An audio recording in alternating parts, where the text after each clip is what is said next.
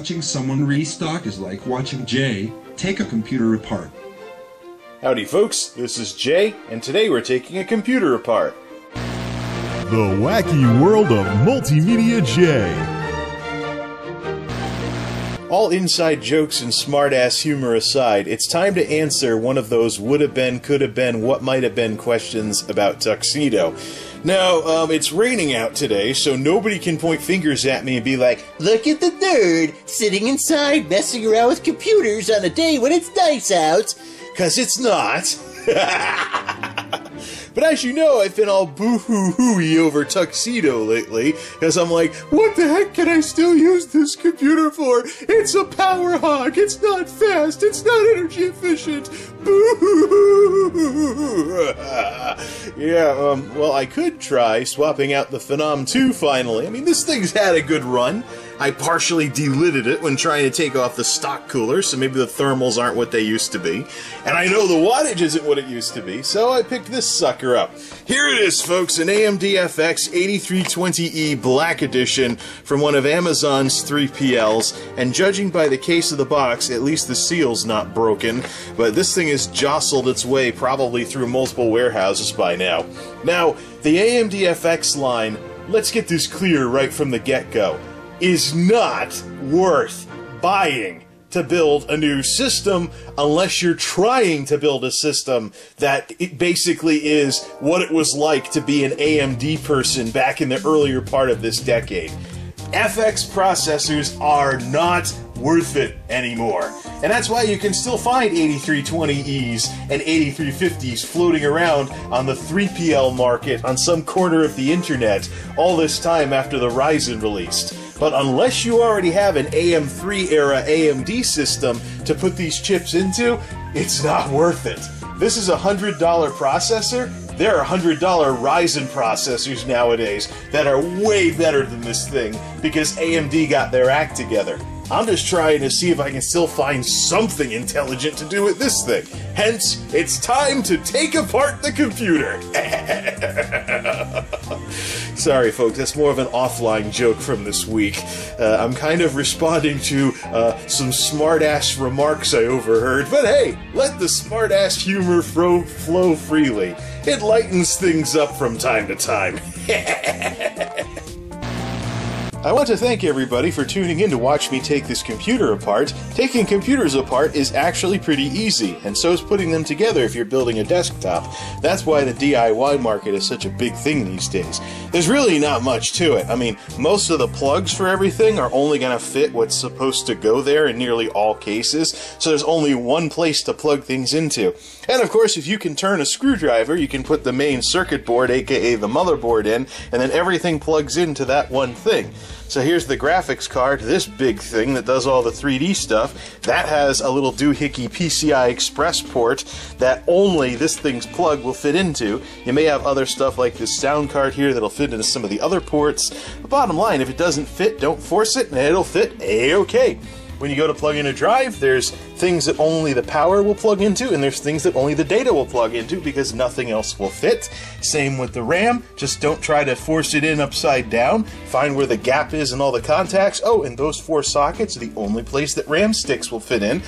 Where the power plugs in for the extra power to the board, and the main power of the board, different shape and number of pins, so only what's supposed to go there will go there. And of course, just have your Phillips head screwdriver handy dandy to tie it all down, hook it all up, and put it all together. And of course, for stuff that slides in the front, like the CD drive, and or goes into one of these cases like the hard drive or the SSD on this little mounting plate, there's really not much to it. Now, I have a formal background in electronics, but that actually just made me a little bit more careful when putting these things together. I might actually want to wear an anti-static wrist strap or not slam things together, because with electronics you got to be careful not to break something. So don't go too rough and tumble, and don't try to force things together that won't fit, and you'll be fine. Now let's continue taking this thing apart. This great big heatsink here is over the processor, which itself has a square-shaped pin array of stuff that only the processor will fit into, and only in the right direction. Let's take the computer apart. This is also the part where the Ulfa knife is going to come in handy. Not for the box cutter springy dingy part, but for this upgraded model compared to the one I use at the 9to5 that has the tape splitter that can also be used as a prying tool for things like getting the fan removed without actually putting a screwdriver there. Just two little tab thingies and then the whole thing will come off. Actually, it doesn't fit for that one, so let's bust out the putty knife. Not very, don't need a very big toolbox to take that fan off, now do we? Oh, and here's my one and only screwdriver that I keep around because it fits most of the screws in the case. Including the 4 I need to unscrew now to take this giant heatsink off. Okay, I've just turned a few screws with my handy dandy one and only screwdriver. Is that enough? No, it isn't. Keep turning the screws until this thing will actually come loose. Some of the screws have actually popped loose. Give it a twist, and not all of them have popped loose. Epic fail. Liberation! As well as the fact that I used a little bit too much thermal compound last time. Yeah, that's why I just put a little... It's, you know, remember the 1950s Brill Cream commercials? They're probably sitting around on YouTube. A little dab will do ya. Because when you press the metal thing down, it spreads everything out without any air bubbles. Now, let's get this old thing out of here and let's clean it out first and take it out. We'll use regular alcohol this go around, and then we'll use the special stuff for putting the new one on. Let's see here. Scrubby-dubby, scrubby-dubby. Even though I'm taking the processor out for the last time with its bent pins, and ooh, look at all that metal. I hope that comes out in the laundry. Shooby-dooby-doo. Okay, that's good enough. It's more important to get the heatsink clean than the processor. Now, here's the fun part. Click! Done. Now this thing has a bent pin, but there you go.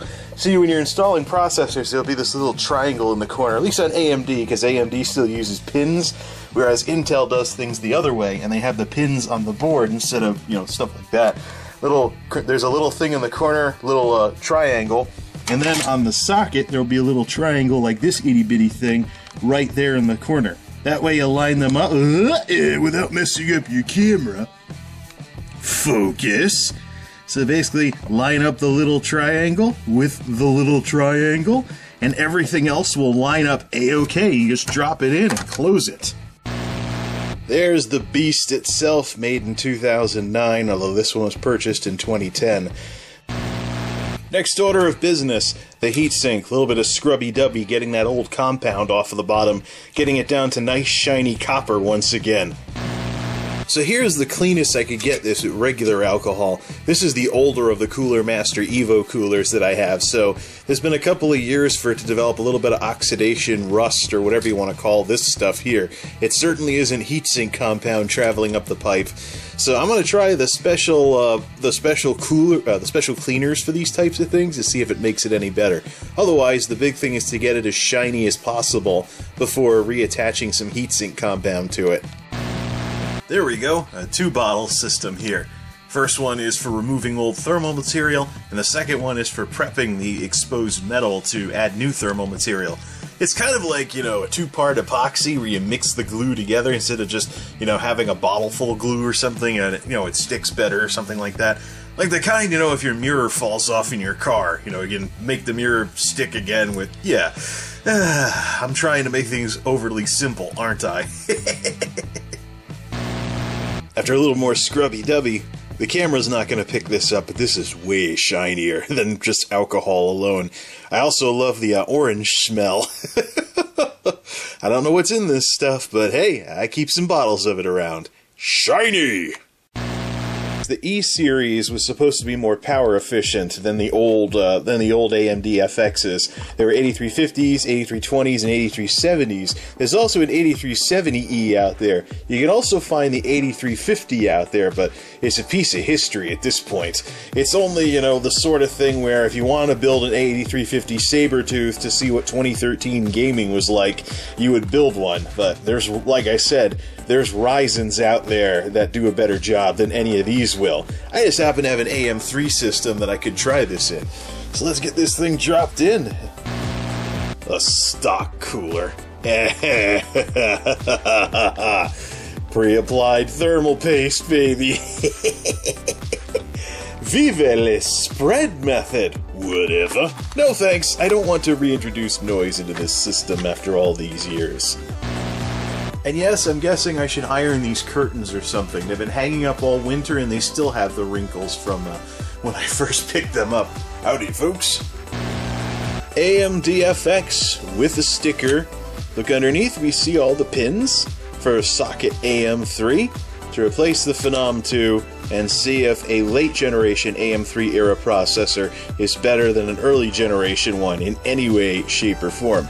I know numerically in NovaBench it's a small upgrade over the 1090Ti, but I'm mostly looking for some semblance of power efficiency from Tuxedo at this point. The design seems to have changed. I was looking for a triangle in the corner on the socket. It's actually... focus! It's actually hiding underneath the socket on the motherboard. See that little dot right over the corner of it? That's where the triangle needs to go when this new one goes in. Sorry about that, had to cut the camera back there. I heard somebody outside F-bombing into their smartphone, so I did them a little courtesy by making sure they didn't become someone F-bombing into their smartphone on the internet. Now where were we? Triangle to triangle? Yep. It's down. I don't have to push it. It's not going anywhere. It's already in. Just got a little bit of fingerprint oil on it now that I'm about to wipe off and then put the heatsink on. Alright, so now it's the time to apply our heatsink compound. I got some Arctic Silver sitting around from the last time I did this. For those of you rookies in the audience, thermal compound basically eliminates the air between the two metal surfaces, if there is any, and it provides a way of transferring heat more efficiently from the metal of the processor to the metal of whatever's on top of it. So there's a couple different ways to apply these things, depending on the size of the chip that's underneath. Most stuff today uses a little dot in the middle, and that's all you need, because when you press the metal down, it's going to spread it out until it forms a circle. There's actually a really good video that applies various methods of thermal compound to a piece of plexiglass and then presses something against it, so you can see it all, in real time, basically, what happens when you push the heatsink down on top of this stuff. Older or bigger chips, though, might require a line instead of a dot because they have bigger dies underneath and you need a little more coverage with the material. So this one, of course, I've already checked on Arctic Silver's website. These FX chips use the dot method, so that's what I'll do. A little dabble, do ya? Oh, well, now I've just made a reference that folks whose grandfathers would understand when talking about processors. Let's press the metal together.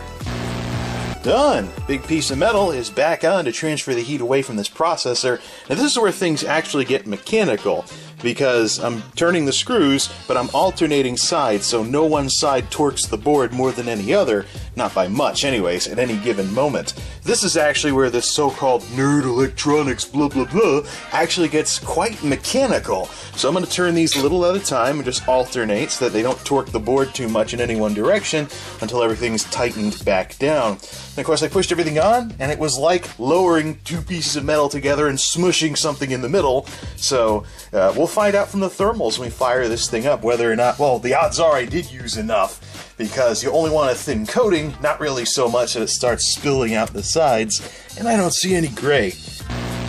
Yar! The screws are all tightened, though I did get a bigger screwdriver because the handle was bumping up against the metal. Now let's reattach the fan, and let's see how much of the computer still works. Okay, ready to apply some power. I'm gonna run this thing flat for a bit.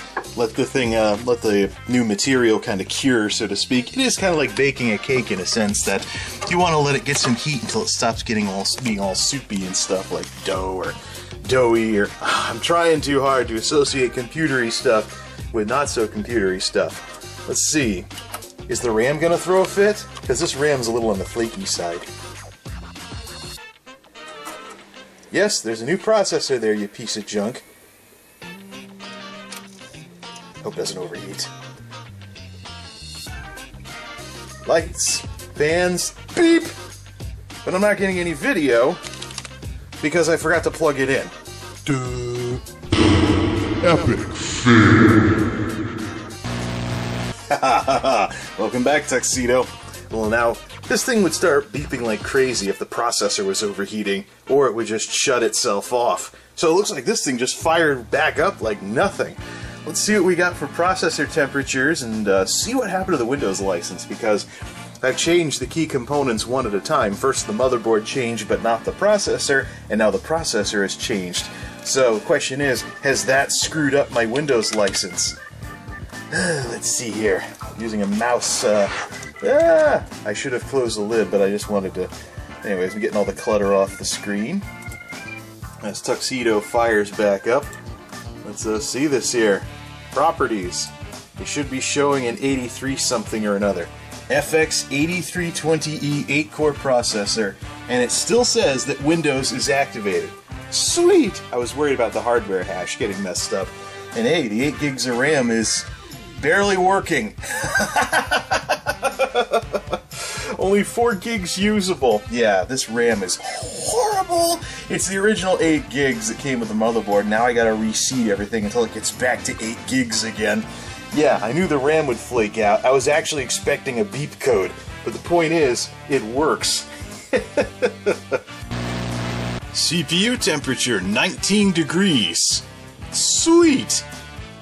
Let's mess with the machine, run it for a bit, and then stand it back up a little later on. Oh, what do you know, Windows updates. Well, there is one last thing to do. Stick the putty knife to this old Phenom sticker and put on the... Ooh, it's already coming off to begin with. Take that off, and let's put on the new FX sticker. Well, until I figure out what I want to do with this processor, it'll fit inside the packaging along with its former case badge as well, which could be reapplied with some new glue and stuff, because I keep forgetting these case badges aren't paper, they're more like metallic type stuff. And here's what Tuxedo looks like as an FX system with the big red AMD sticker on the front for AMD FX unlocked. Good stuff, good stuff, good stuff. Even though this case has been through 3 different CPUs. Here's what it looks like in core temp. Looks like the processor throttles only down to 1400 megahertz instead of 800 like its predecessor. But interestingly enough, this is now the coolest running system that I have. 9 degrees. 9 degrees Celsius when it's not doing anything. Even my Skylake doesn't go that low.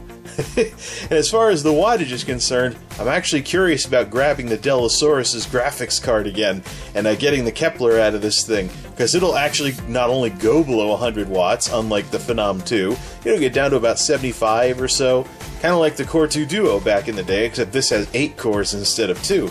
So not bad for a late generation FX series, aka AMD's Dark Days series chip. Let's mess with some benchmarks. Okay, let's do standard balance mode. The 1090Ti capped out in the 1400s, and of course the processor would be around 570 to 600. This should be a minor upgrade, but the biggest upgrade is in power efficiency. That's the reason why I didn't upgrade to this thing earlier. So it will bottom out at 75 watts. So let's see here. Let's run all the tests. So processing. See if it hits 4 on any of these cores. Oh yeah, 3.2, 3.2, 3.2. It kind of throttles up the same as the other processor. It might hit 4 on some of the cores, but not on all of them. Otherwise, it'll get up as high as it can in terms of thermals without going too nuts. So we're capping out at 100.5 with the processor going crazy.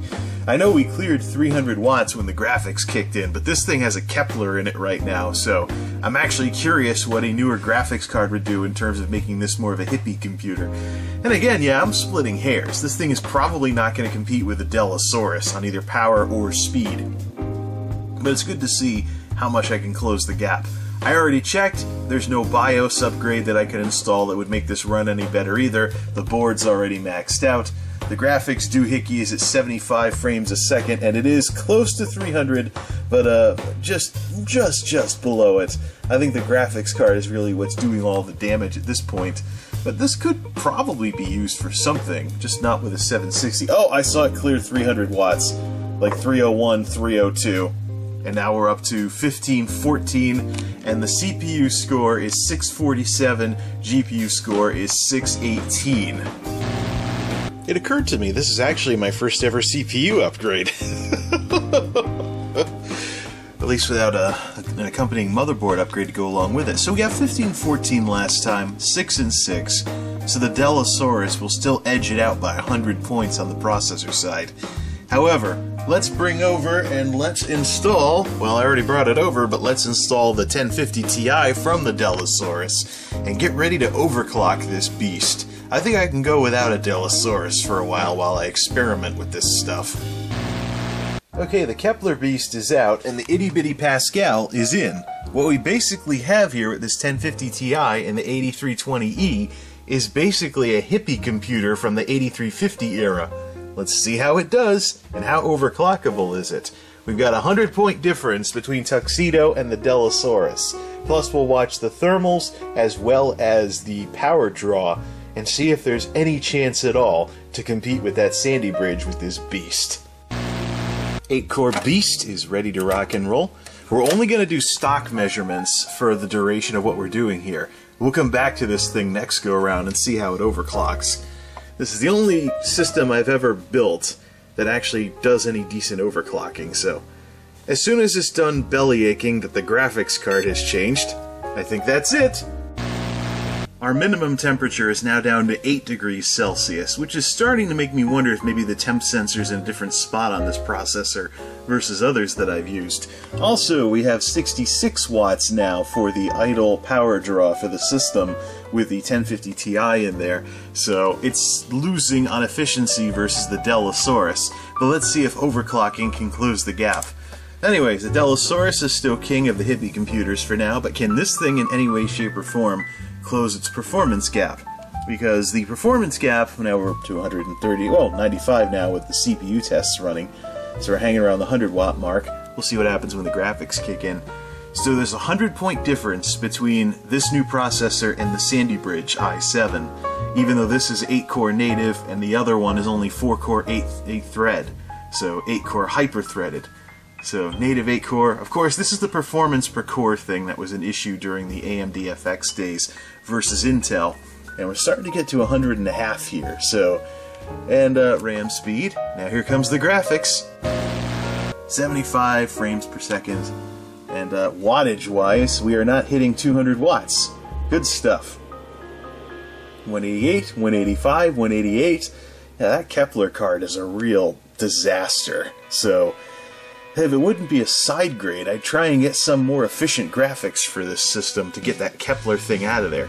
There we go, 1508, so basically in the same ballpark, and 2 6s, although this time 642 and 618. So yeah, we've got some work to do to see if we can close the gap with the Sandy Bridge. We are not going to close the efficiency gap, that's for sure. In any event, that is all we're going to do here. The overclocking will be left for next time. Hey, speaking of next time, till next time, this is MultimediaJay signing off. Thanks for stopping by.